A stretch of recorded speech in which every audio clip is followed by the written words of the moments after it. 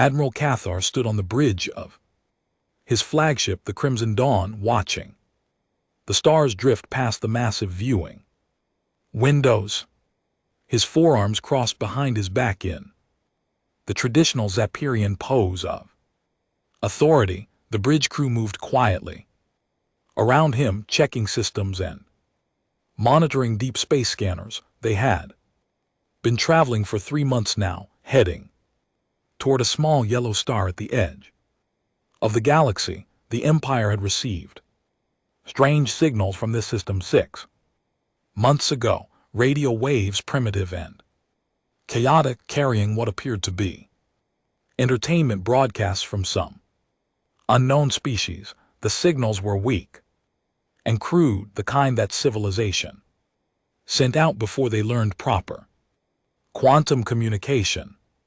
Most of the Imperial Science Council had dismissed them as cosmic noise, but Admiral Cathar saw opportunity where others saw nothing. The Empire was vast, spanning nearly 1,000 star systems, but it was always hungry for more. New worlds meant new resources, new species meant new workers, and this particular world, the third planet from its sun, seemed perfect for conquest.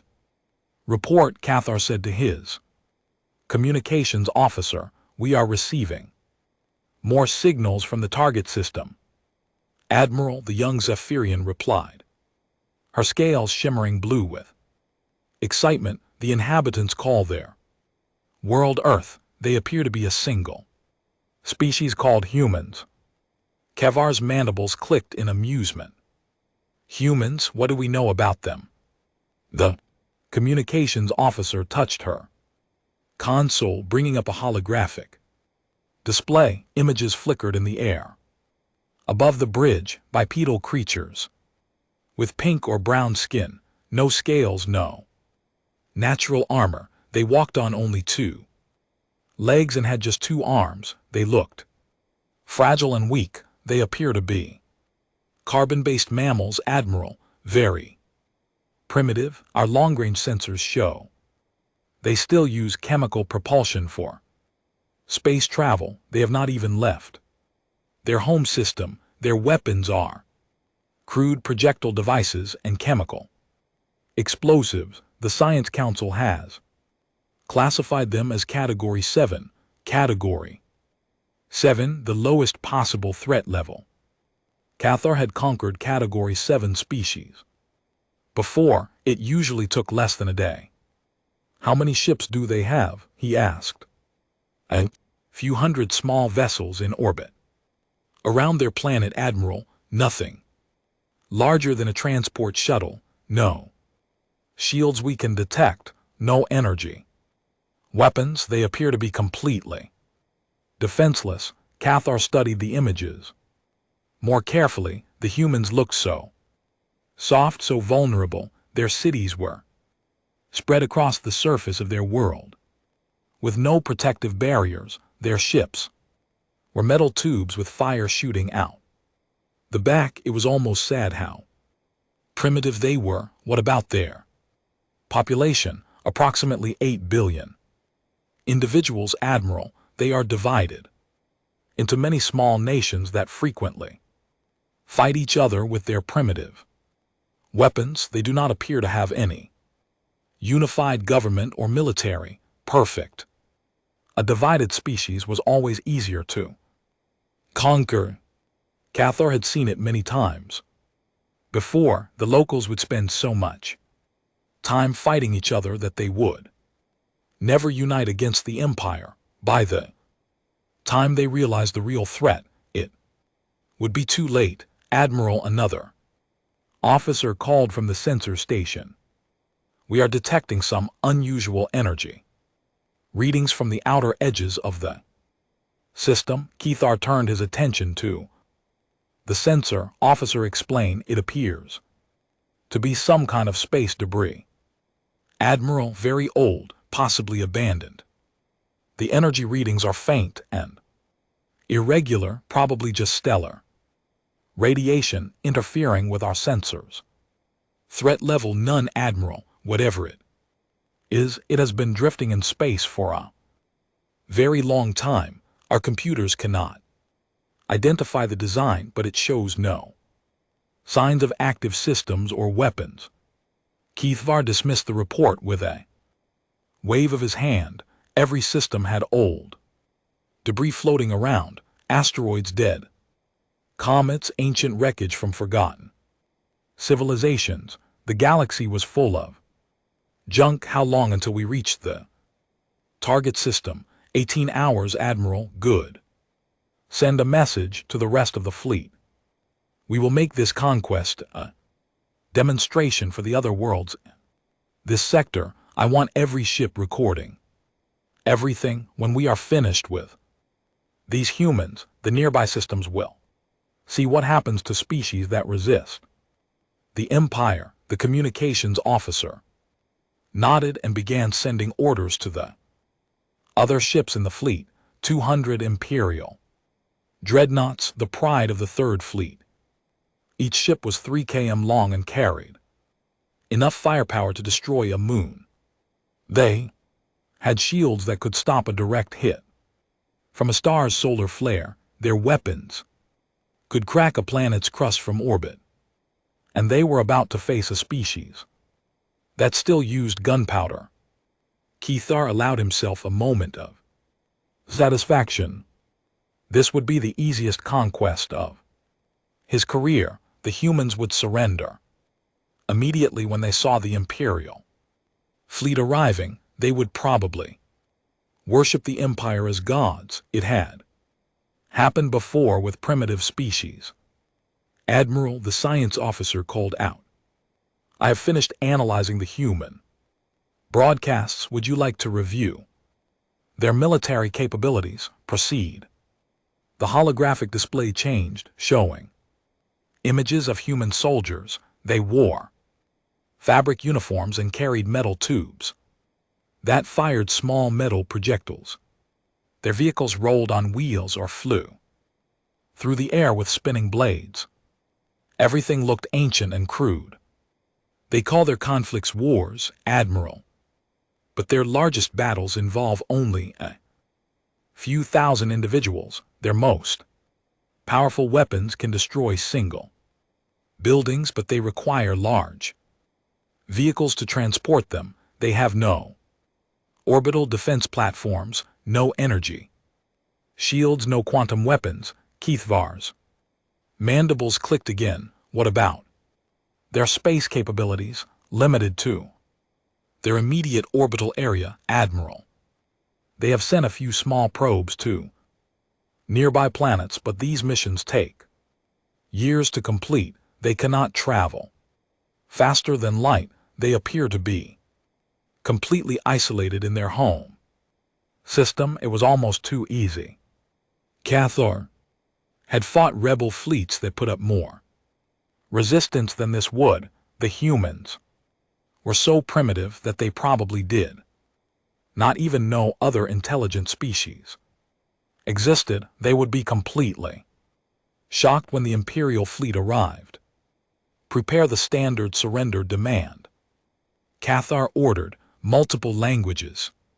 Full spectrum broadcast. Give them the usual options: immediate surrender and integration into the Empire, or total annihilation. Yes, Admiral. Keithvar walked to the front of the bridge, looking out at the stars. Soon those stars would include another system under Imperial control, another primitive species serving the Empire, another easy victory to add to his record. Behind him, his crew continued their work.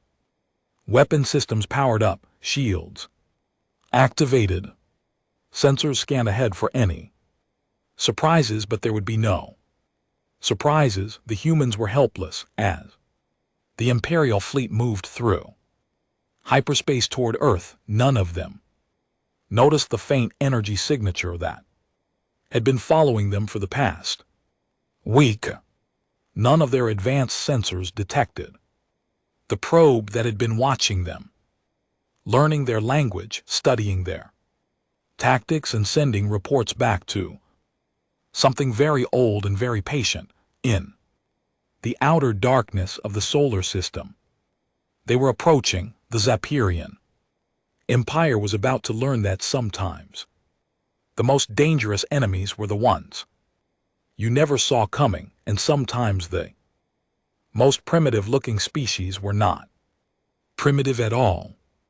In the cold darkness between Neptune and Pluto, something that looked like a piece of ancient space junk slowly opened its eyes, not physical eyes, but sensors that had been sleeping for 300 years. The object was roughly spherical, about the size of a small moon, and covered in what appeared to be random metal debris and ice. To any passing ship, it looked like nothing more than an old asteroid that had collected garbage over millions of years, but inside that disguise was the most advanced piece of technology ever created by human hands, and at its core was a mind that had once belonged to Dr. Elena Vasquez, the greatest military strategist Earth had ever produced. Shepard, as the AI called itself now, had been sleeping for a very long time. Every 50 years, it would wake up for a few days, scan the local area for threats, listen to radio signals from Earth, and then go back to sleep. For 3 centuries, nothing interesting had happened. Earth's radio chatter continued. The humans down there lived their lives completely unaware that their greatest protector watched over them from the outer darkness. But today was different. Today, Shepard's deep space sensors had detected something that made every circuit in its vast consciousness burn with sudden alertness. Ships, alien ships, and they were heading directly toward Earth. Shepard began processing information at a speed that would have melted the circuits of lesser machines. In the first millisecond, it analyzed the approaching fleet formation, ship designs, and energy signatures. In the second millisecond, it intercepted and decoded their communications.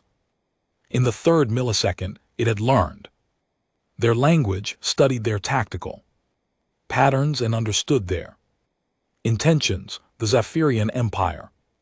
Shepard had been watching them for decades through intercepted transmissions, a typical galactic power structure, large, aggressive, and convinced of its own superiority. They had conquered hundreds of worlds through overwhelming force and terror. Their standard procedure was simple: arrive with massive firepower, demand surrender, and either enslave the population or wipe them out completely. But what made Shepard's circuits hum with something that might have been anger was what the Empire thought about humanity. Category 7L. Helpless if they only knew. Shepard began accessing systems that had not been used for 300 years. Deep within the disguised station, ancient machinery hummed to life. Weapons that existed in 11 dimensions began charging. Shields that could stop a supernova started forming. Computing systems that operated faster than light began running. Combat simulations. The truth was that humanity had left Earth long ago, not in ships, but in a way that most species could never imagine. They had learned to transfer consciousness into quantum substrates that existed outside normal space and time. They could appear anywhere in the galaxy instantly, build bodies out of pure energy, or exist as patterns of thought in the cosmic background radiation itself. But they had left Earth intact as a gift to the universe, a beautiful world where other species could evolve and grow, and they had left guardians like Shepard to make sure that gift was never taken by force. Shepard was not just a weapon, it was a library containing the complete knowledge of human civilization, every book ever written, every song ever sung, every scientific discovery ever made. It carried the memories of billions of humans who had chosen to upload their consciousness before leaving for higher dimensions of existence, and every single one of those memories was screaming for justice. Shepard extended its sensors throughout the solar system, taking inventory of everything the Zephyrians might target. Earth's population had grown to 8 billion souls, living their lives in blissful ignorance of galactic politics. They had made progress since Shepard last checked. Cleaner energy, better medicine, the beginning of true artificial intelligence. In another few centuries, they might discover dimensional technology on their own. They deserve that chance. Shepard began deploying countermeasures that the Zephyrians could not possibly detect. Microscopic probes that could phase through matter launched toward the approaching fleet. Quantum entanglement networks connected every major system in Earth's solar system. Gravitational manipulation fields began forming at strategic points throughout local space. The Zephyrians thought they were approaching a helpless world defended by primitive rockets and chemical explosives. What they were actually approaching was a trap that had been waiting 300 years for someone stupid enough to threaten Earth. Shepard studied the enemy fleet more carefully. 200 dreadnoughts, each carrying approximately 50,000 crew members. Standard Imperial design, heavy armor, energy shields, plasma weapons, fusion bombs, impressive by galactic standards. Completely useless against human technology, but Shepard was not cruel. The uploaded consciousness of Dr. Elena Vasquez still remembered what it felt like to be human. It remembered compassion, mercy, and the value of life, even alien life. So Shepard began composing a warning message in perfect High Zephyrian, using idioms and cultural references that would make it clear this was not some primitive translation program.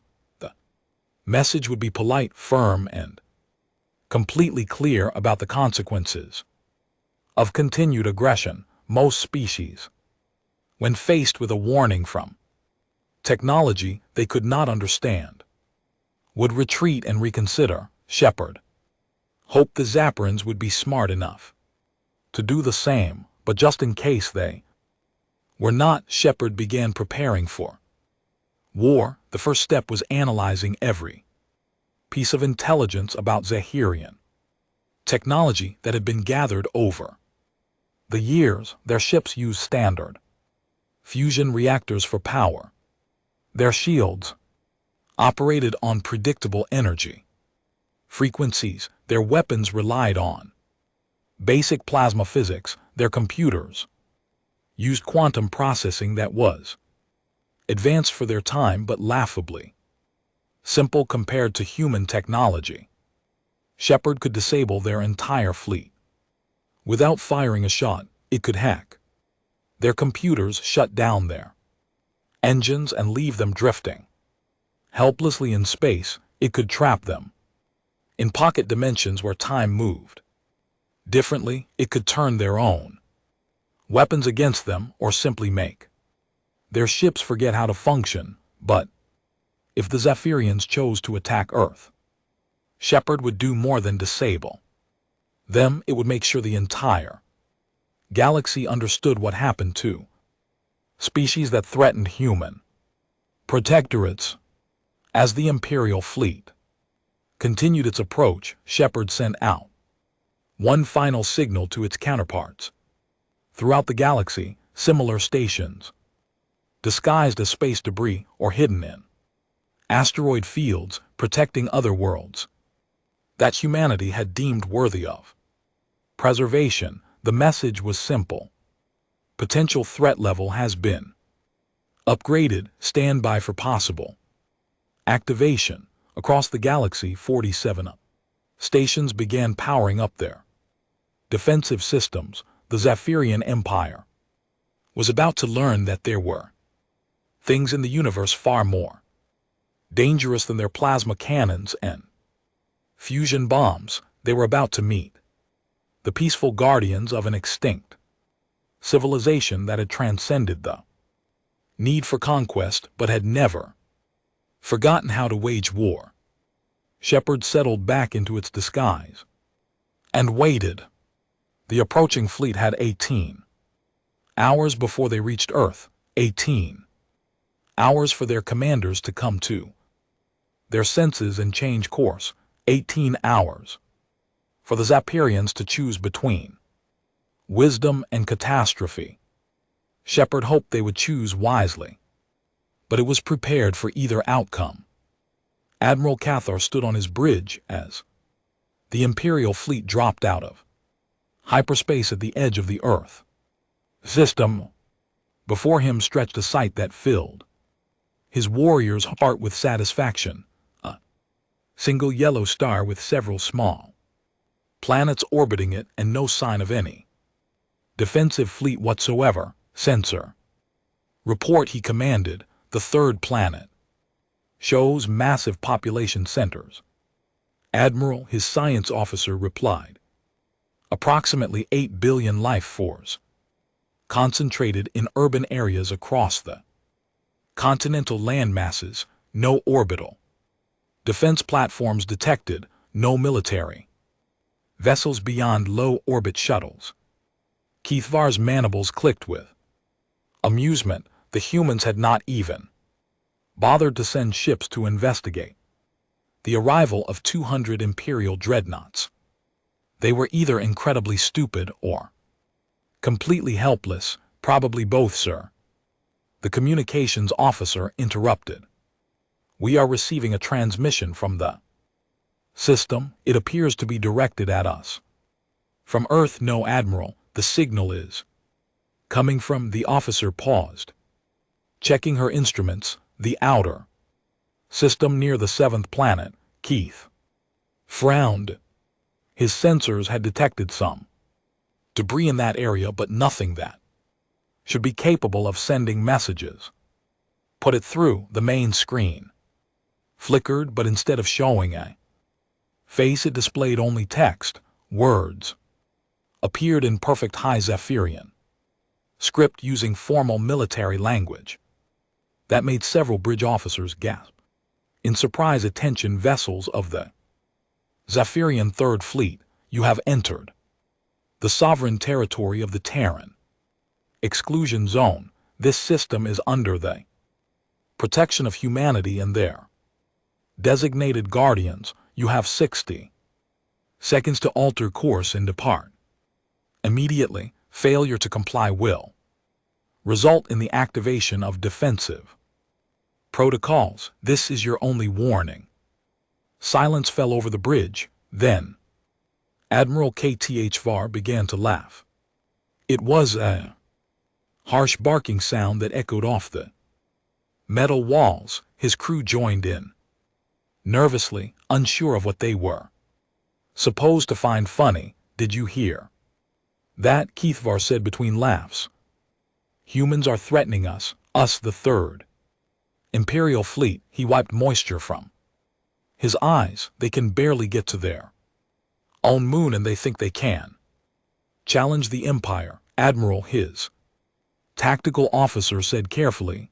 The language used in that message suggests advanced knowledge of our culture and military protocols. Perhaps we should. What? Keithvar snapped. Run away from a species that has not even invented proper space travel. They probably intercepted our communications and used a translation program to sound threatening. The communications officer spoke up again. Sir, we are receiving Another transmission put it through.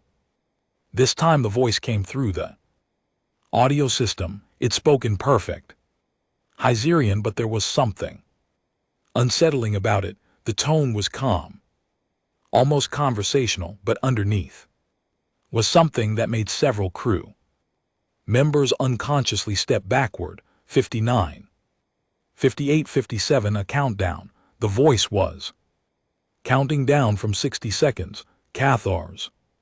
Amusement turned to anger. Open a channel, broadcast on all frequencies.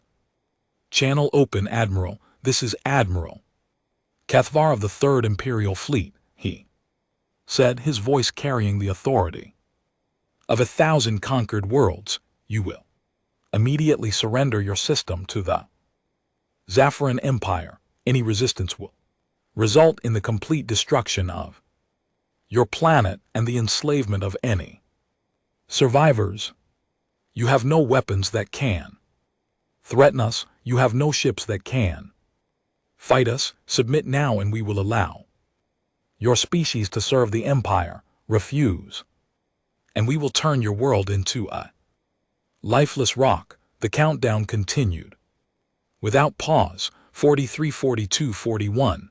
Admiral, the sensor officer called out urgently, I am detecting energy fluctuations near the 7th planet. That debris field is doing something. Explain. The energy readings are unlike anything in our databases, sir. Whatever is out there, it is powering up. Keith studied his tactical display. The debris field looked exactly the same as it had before. Random chunks of metal and ice drifting in space, but his instruments were showing energy levels that should have been impossible for something that size. 28, 27, 26. Sir, the communications officer said, her voice shaking slightly. The voice is now speaking in multiple languages simultaneously. I am detecting transmissions in Alteran, Voran, even ancient Creed dialects. It is speaking to each crew member in their native language. That was impossible. The Empire used dozens of different species, each with their own language and cultural background. No translation system could handle that many languages at once, especially not languages that had been dead for centuries. 1514. Admiral orders, the tactical officer asked. Keith looked around his bridge. His crew was staring at him, waiting for commands. 200 of the Empire's finest warships surrounded his flagship, ready for battle. And somewhere in the darkness near the 7th planet, something was counting down to what? Power all weapons, he said finally. Target the 3rd planet's major population centers. If they want to play games, we will show them what happens to species that defy the Empire. Weapons powered and ready, Admiral. 543. The voice had no emotion in it at all now. It was simply stating facts like a computer reading numbers. 2, 1. Silence. Then the voice spoke again, and this time it seemed to come from inside each crew member's head, speaking directly to their minds in words they understood perfectly. Protocol Omega 7 is now active. You chose poorly, Admiral, the sensor officer screamed. The debris field is not debris. On the main screen, the image of space near the 7th planet began to change. What had looked like random chunks of metal and ice was unfolding like some vast metallic flower. Pieces that had seemed separate were revealing themselves as parts of a single enormous structure. As it continued to unfold, it became clear that they were looking at something that dwarfed even their largest dreadnoughts. What is that thing? Someone whispered. The structure finished unfolding, revealing itself as a sphere covered in geometric patterns that hurt to look at. Directly, it was easily 50 km in diameter, and it was doing something too. Space around it, the stars were bending. Light was moving in directions that defied physics, and reality itself seemed to be twisting. Energy readings are off. The scale admiral, the science officer, reported, that thing is generating more power than our entire fleet combined. All ships open fire, Keth shouted. Destroy that thing before it can.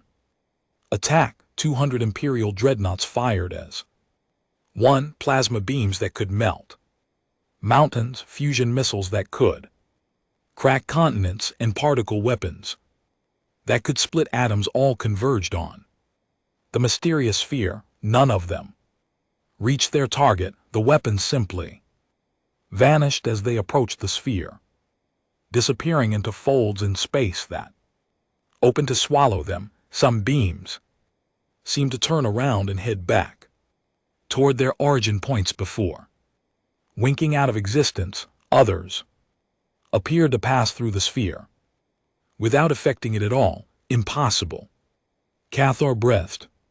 Then the sphere began to move toward them, not through space, but through dimensions that the Empire's sensors could not even detect. As it moved, it spoke again, and this time its voice carried across every communication channel in the fleet simultaneously. I am Shepherd, guardian of Earth and protector of humanity's legacy. You were warned. You chose aggression over wisdom. Now you will learn why that was a mistake. Admiral Cathar watched his sensor displays in growing horror as the readings showed impossible things. The sphere was not just moving through space, it was rewriting the fundamental laws of physics as it traveled, and it was heading directly for his fleet. What happened next would be remembered throughout the galaxy as the day physics decided to take a vacation. Shepard reached out with technology that existed in dimensions the Zephyrians had never imagined. The first ship to experience humanity's true power was the destroyer Void Hunter, positioned at the edge of the Imperial formation. One moment it was there, its hull gleaming under the light of Earth's sun.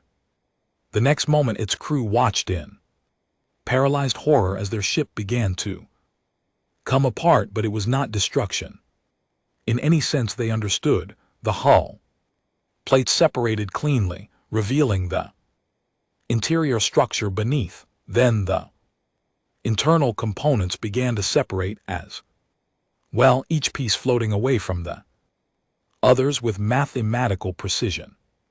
Within seconds, the entire ship had been disassembled down to the molecular level.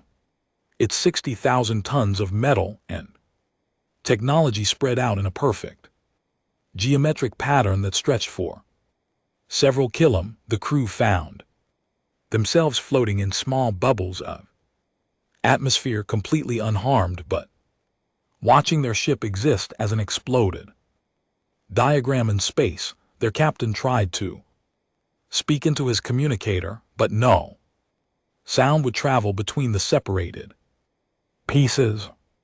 Admiral Keithvar watched this impossible sight from his flagship's bridge. Report, he shouted, but his communications officer could only stare at her instruments in confusion. The Void Hunter is intact, Admiral. All crew are alive, but their ship has been taken apart. My sensors show every component floating separately but still connected by some kind of energy field. Before Cathar could respond, another ship suffered a different fate. The heavy cruiser Iron Fist simply vanished, not destroyed, not disintegrated. It was there one moment and gone the next, leaving only empty space where a 3 km warship had been. Where did it go? Keith demanded. Unknown, Admiral. It just stopped existing in our dimension. From Across the fleet, panic reports began, flooding the communication channels. The battleship Star Crusher had been encased in what appeared to be a transparent shell, its crew moving normally inside, while the shell drifted away from the battle at tremendous speed. The destroyer squadron, led by Knights Edge, found their ships fused together into a single massive structure, their hulls flowing like liquid metal to create something that looked more like abstract art than military hardware. And through it all, Shepard's voice continued to speak, calmly explaining what was happening as if giving a lecture to students.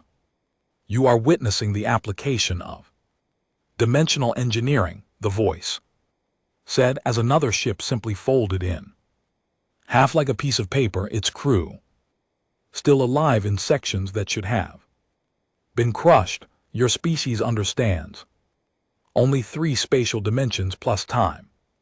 Humanity learned to work with 11 dimensions. From this perspective, your ships are as easily manipulated as drawings on a flat surface.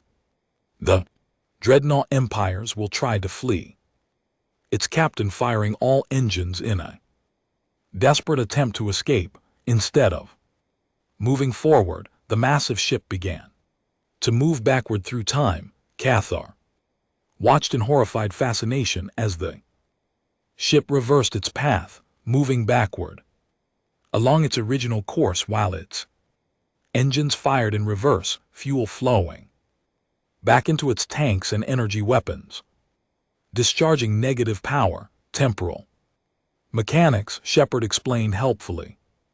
"Your ship is now experiencing causality. In reverse, the crew will age backward until they reach the moment they first entered this system, at which point they will loop forward again. They will experience this battle from both directions simultaneously until I decide to release them." All remaining ships, Cathar broadcast frantically, "full retreat, emergency jump to hyperspace."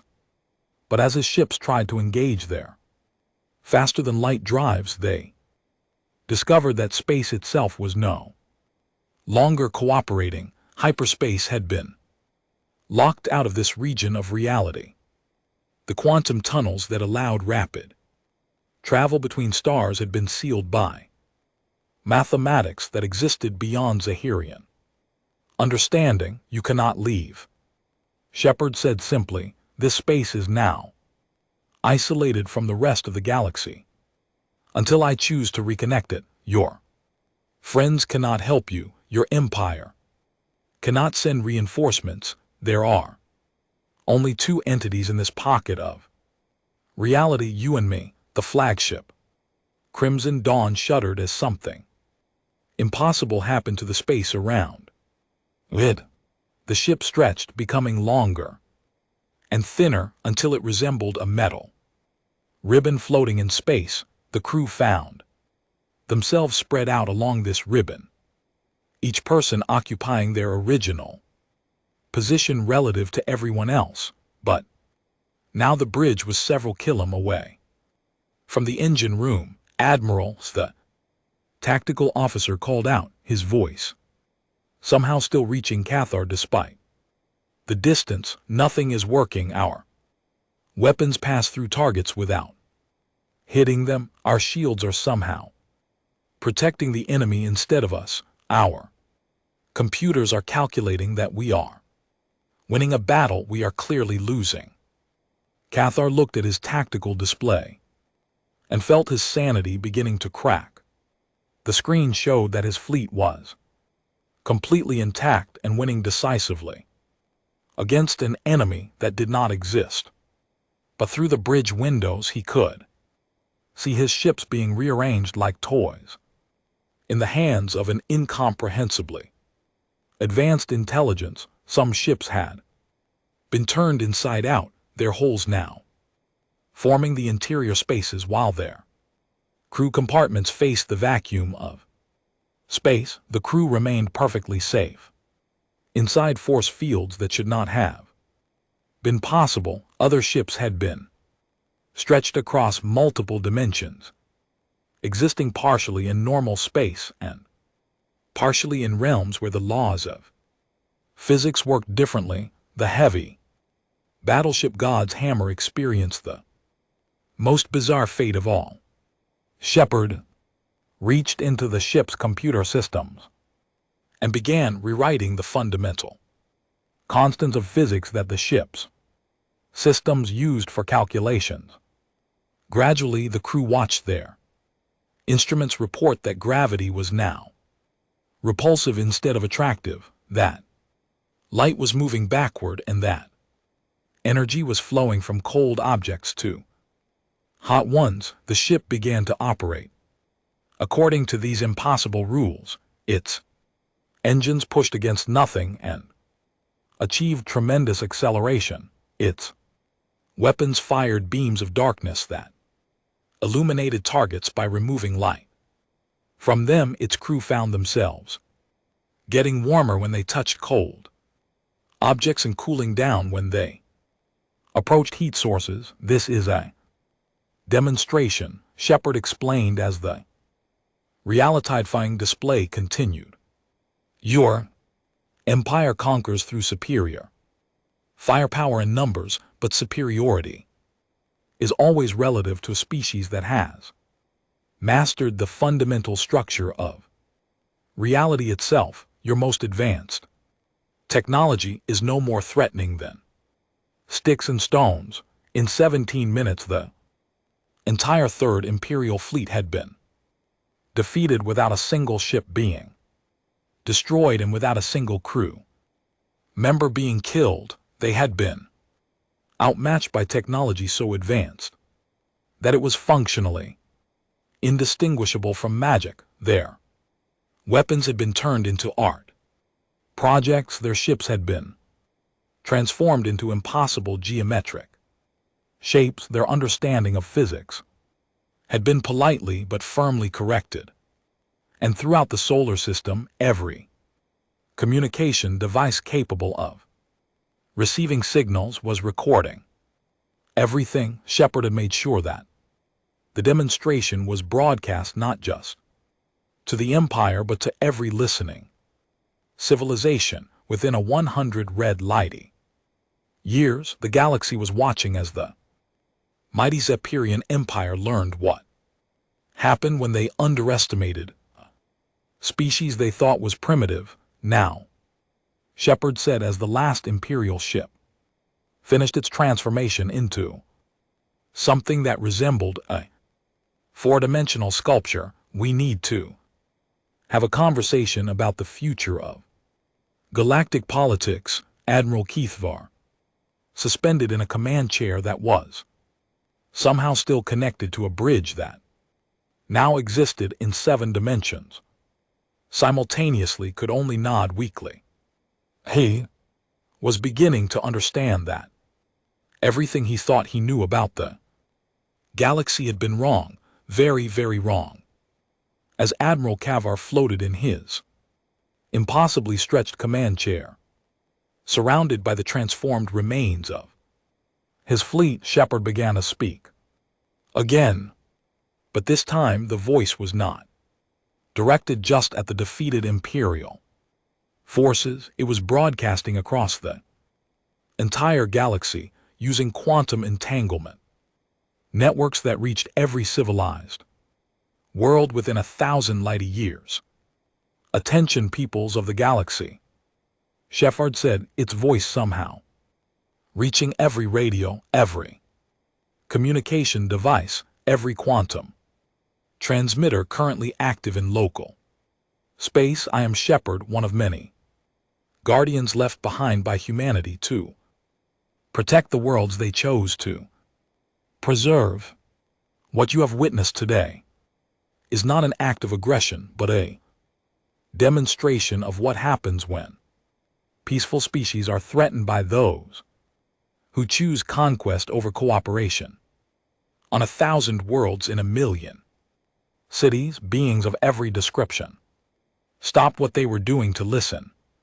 To the impossible broadcast, the voice spoke in every language simultaneously, each listener hearing it in words they perfectly understood. Humanity departed this reality long ago, ascending to higher dimensions of existence, but before they left they scattered guardians throughout the galaxy, protectors for worlds they deemed worthy of protection, watchers to ensure that no empire could claim dominion over species that deserve the chance to grow and develop on their own.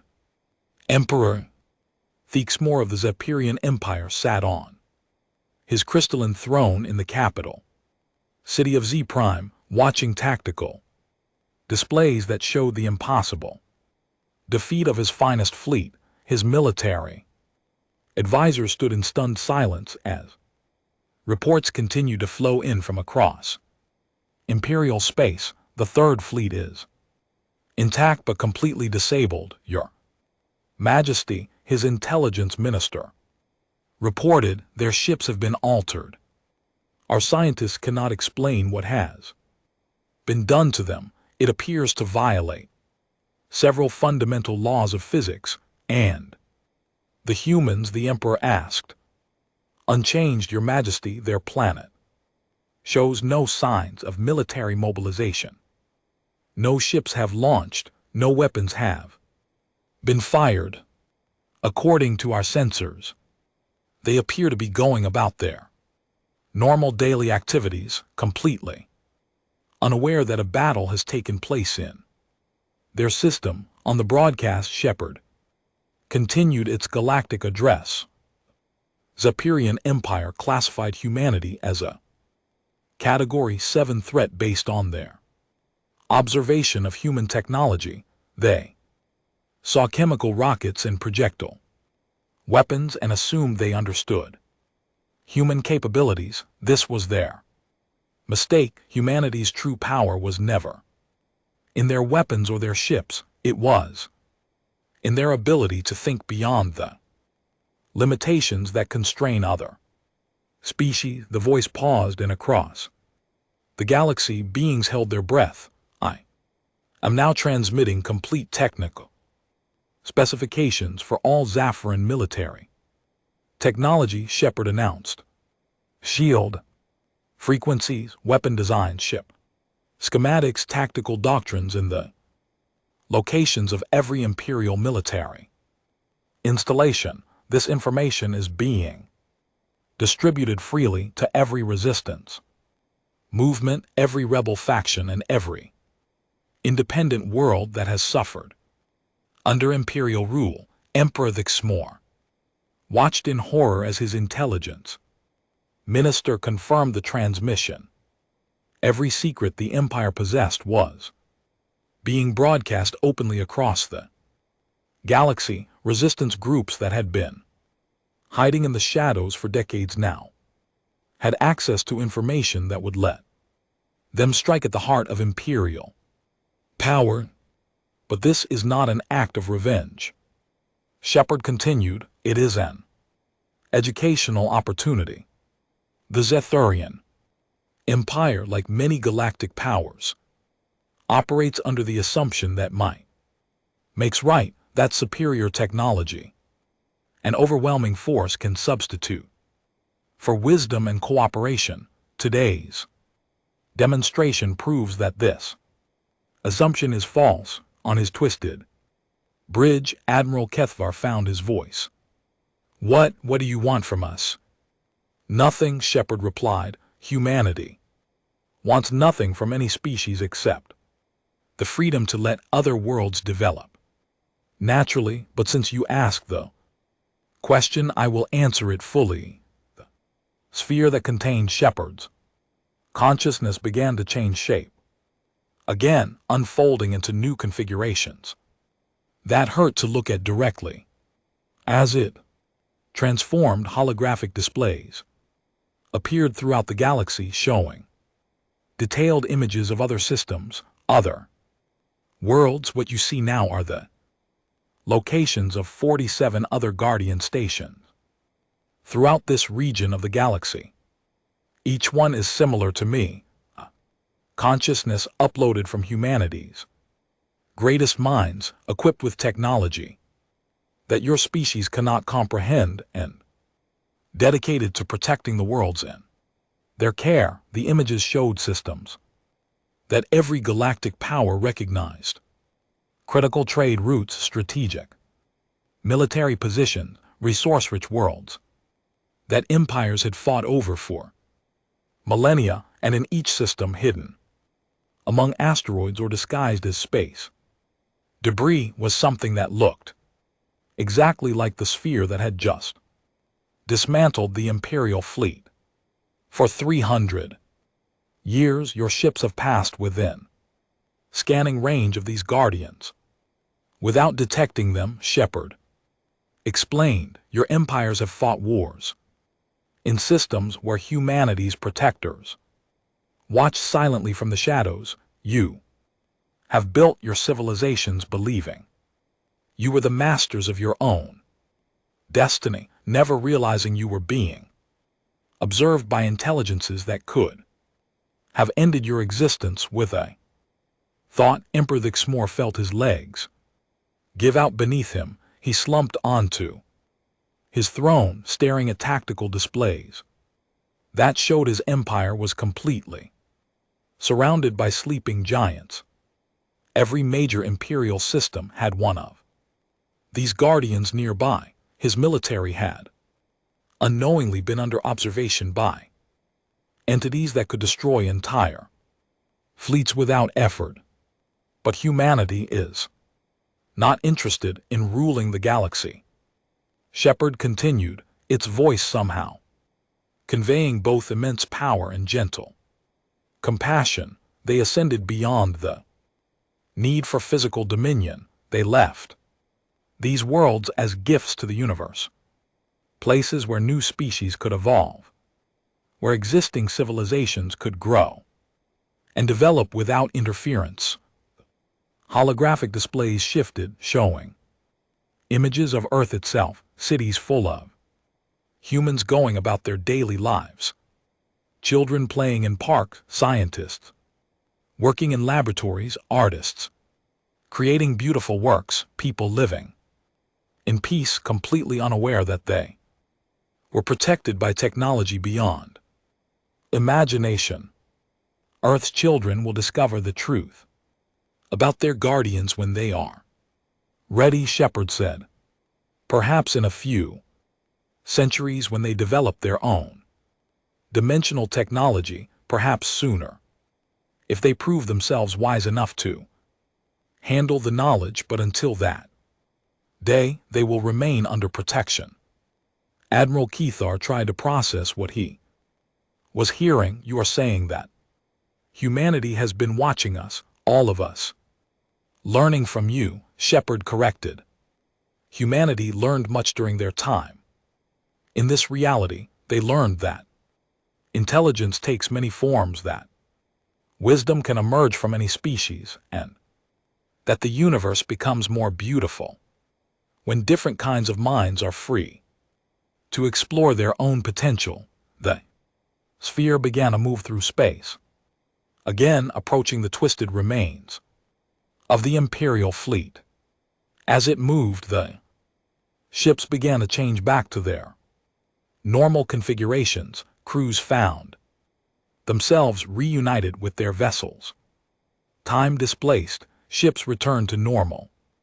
Causality separated components, reassembled themselves with perfect precision. Your fleet will be returned to Imperial space unharmed, Shepard announced. Your crews will carry with them complete recordings of today's events. What happens next depends entirely on the choices your empire makes. What choices? Emperor Thixmore asked, speaking directly to the entity that had just demonstrated it could end his civilization without effort. You can continue trying to build your empire through conquest and force, Shepard replied, in which case you will find that many of the worlds you seek to dominate are under protection by guardians like me.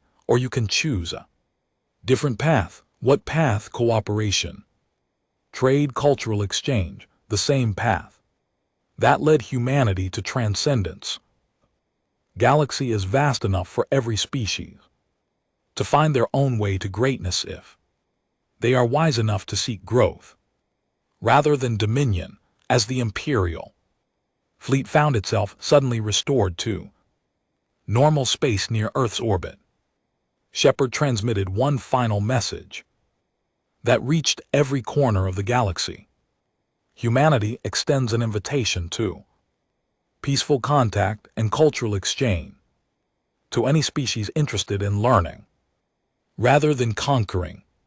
But be warned, any civilization that chooses the path of aggressive expansion will find that the galaxy is far more dangerous than it appears. We are not the only species to have transcended your level of technology. We are simply the most patient. The choice is yours. On Zeph Prime Emperor, Vixmore stared at reports showing rebellion breaking out across his empire as resistance groups used the technical information Shepard had provided. His advisors argued about military responses, but the Emperor knew the truth. The Zephyrian Empire had just learned that everything they thought they knew about the galaxy was wrong. They were not the apex predators they believed themselves to be. They were children playing with toys in a universe full of entities so advanced that their existence was barely detectable, and somewhere in the outer reaches of the soul, Shepard resumed its patient watch over Earth, waiting for the day when humanity's children would be ready to learn the truth about their heritage. The galaxy would never be the same.